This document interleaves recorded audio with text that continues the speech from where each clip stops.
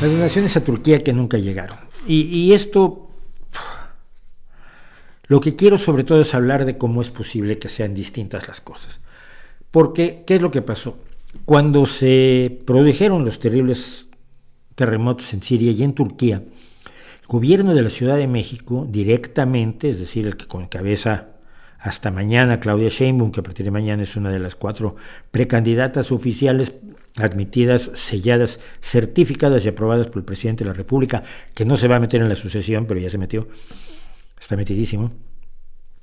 Claudia Sheinbaum, como jefa de gobierno de la Ciudad de México, ordenó que se recolectaran bienes para mandarlos a Turquía para aliviar la tragedia de las personas que se han quedado sin casa, los damnificados, y a veces también para alimentar a los rescatadores, como voy a contar ahora.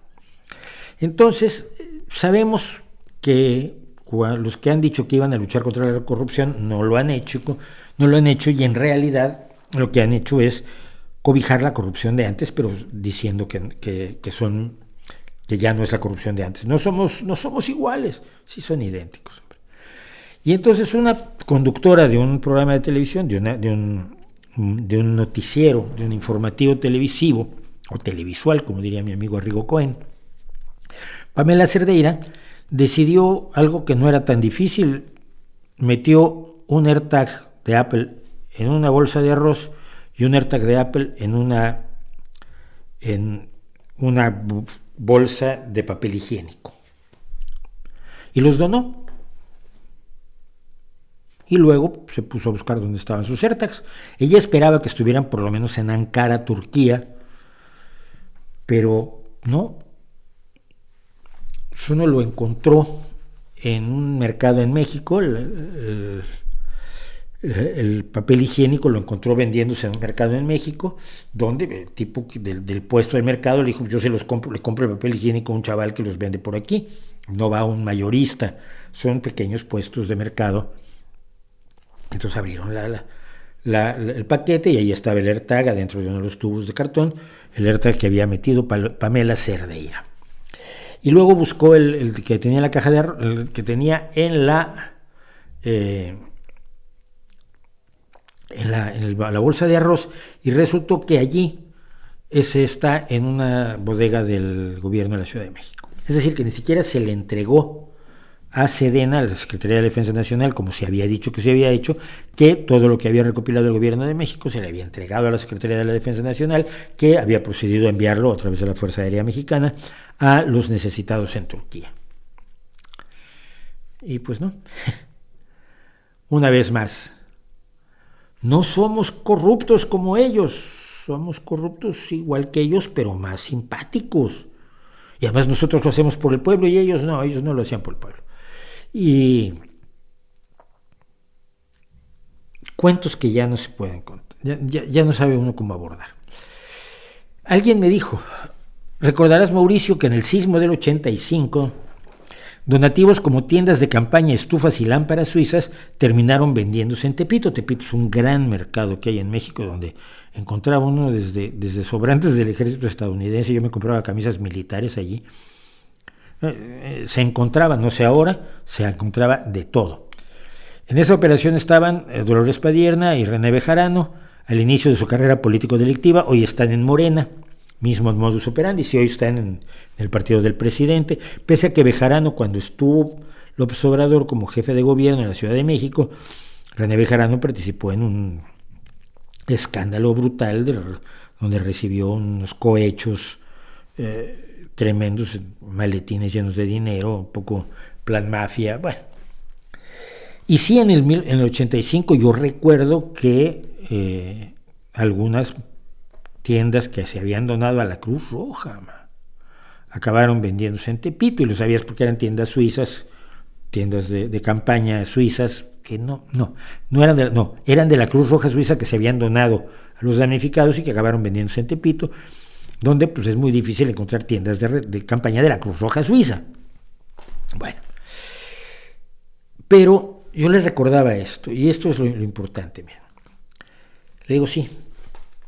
También recuerdo que en el centro de acopio de Plaza Cibeles, en la Plaza Cibeles en la Ciudad de México, en la calle de Río de Oro o El Oro, no me acuerdo, enfrente del Palacio de Hierro, una zona privilegiada de la Ciudad de México, y que tiene una rotonda donde se puso una reproducción de la estatua de las Cibeles, que por supuesto es uno de los símbolos esenciales de Madrid.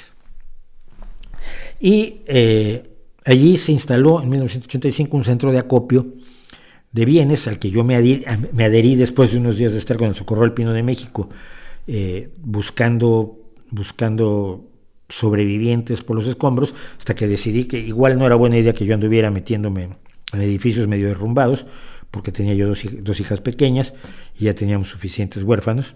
Entonces me adherí al centro de acopio de Cibeles, y digo, allí dimos recibo por cada torta, por cada bolsa de algodón, y pedimos lo mismo cuando llevábamos material a centros de damnificados y a rescatistas. Aquella ocasión además tuvo una cuestión interesante. Ustedes saben lo que es un líder natural. Si hay 20 personas y ocurre un desastre, alguien es el líder natural. Surge en una persona que nunca había tenido ni siquiera el ansia de liderazgo, surge la capacidad de liderazgo. Y se gana la confianza de todos y la reconoces inmediatamente con la persona que mejor de todos los que estamos aquí puede encabezar la salida de la bronca en la que estamos. En este caso, una profesora de primaria, me acuerdo que se llamaba Blanca, no me acuerdo más de ella, bajita, morena, de gafas, pelo entrecano, creo recordar, y que estaba en el Palacio de Hierro, en la tienda departamental esta de México, cuando se produjo el terremoto. Y a partir de ahí empezó se fue a la rotonda enfrente donde las Cibeles y empezó a organizar el acopio y reparto de materiales. Yo estuve allí 2 o 3 semanas. Y sí, alguien te traía, y hicimos 5 tortas para la gente que las necesita. Sí, ¿cómo no? ¿Quiere usted este recibo? No, pues yo no quiero recibo. No, usted tiene que llevar este recibo. Firmado por mí, recibí 5 tortas de lomo o de pierna. Y la copia se guardaba. Yo recibí eso. Luego me llamaban de tal sitio, oigan, que necesitamos darle de comer a 20 personas, pues voy a llevar tortas. Y llevaba yo esas 5 y otras 8 y otras 10 de distintas donaciones, se juntaba y llevabas agua, llevabas un termo de café, y llegabas y decías, ¿quién está a cargo aquí? Yo, fulano, mira, aquí están las tortas, aquí está el café, fírmame este recibo. Torta, bocadillo, para que me entiendan, perdón, los españoles. Bocadillo que entró, bocadillo que salió. Me firmaban el recibo, yo regresaba y se guardaba en la cajita de junto a la de los recibos de lo que recibíamos. Blanca, yo sé que guardó por lo menos 4 años esos recibos en su casa, en su modesta y humilde casa, porque teníamos que dar cuenta de todo. Y lo que digo allá al final es, se puede hacer todo de otra forma. Se hizo de otra forma. El funcionamiento de Plaza Cibeles, de lo que llamaban base Cibeles en aquel momento, era absolutamente admirable. Y conseguimos el apoyo de muchísima gente para cosas rarísimas. Luis Carbajo me consiguió unos topletes de oxacetileno cuando él tenía prohibido hablar del terremoto en su programa del Canal 11. Y se la jugó y dijo, yo le hablé, le dije, Julicito, por favor, es que necesitan un equipo de oxacetileno para cortar porque tienen personas todavía encerradas en un edificio en el centro de la Ciudad de México. Me dijo, pues me voy a echar una bronca, pero lo voy a pedir. Que te llamen, sí, que me llamen. Nos habían puesto un teléfono, yo creo que fue Gobernación, no sabemos quién puso un teléfono en la base de Cibeles con el que nos comunicábamos.